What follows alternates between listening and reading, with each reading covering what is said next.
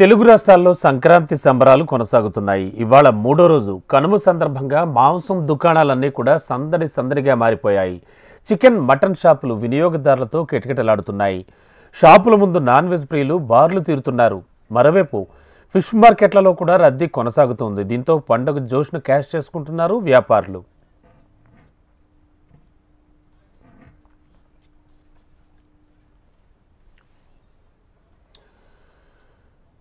Right now హైదరాబాద్లో మాంసం దుకాణాల రద్దీకి సంబంధించి మరింత సమాచారం ఎల్బీ నగర్ నుంచి మా ప్రతినిధి రజిత్ అందిస్తారు.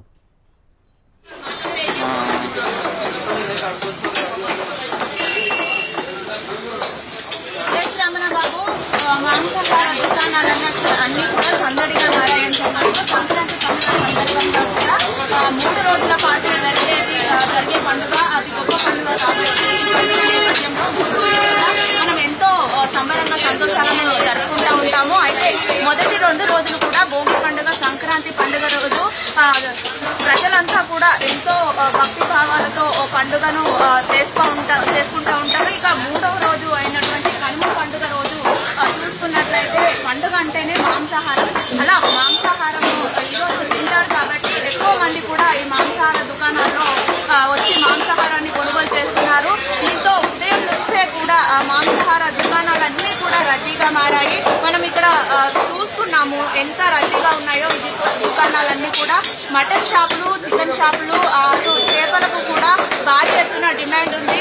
ఉదయం నుంచి కూడా ఇదే విధంగా రద్దీ కొనసాగుతుందని మనకు వ్యాపారులు చెప్తున్నారు. ఇక్కడ మనం విజువల్స్ లో చూసుకుంటున్నట్లయితే ఈ పండుగ సందర్భంగా అయితే ఎక్కువ సంఖ్యలో డిమాండ్ ఉంటుంది కాబట్టి అందుకు తగ్గట్టు కూడా నిన్న మొన్నటి నుంచే కూడా సంబంధించినటువంటి ఇటు చికెన్స్ అంటే కోళ్లను కానీ అటు మేకలు ఇలాంటి వాటిని అన్నింటినీ కూడా తీసుకొచ్చుకొని రెడీగా పెట్టుకుని ఈరోజు ఉదయం నుంచి కూడా ఈ మాంసాహారాన్ని తయారు చేస్తున్నామని అయితే మనకు నిర్వాహకులు చెప్తా ఉన్నారు. మనం చూడొచ్చు ఇక్కడ చాలా మంది వారికి కావలసిన మాంసాహారాన్ని కొనుగోలు చేయడానికి ఇక్కడికి వచ్చారు.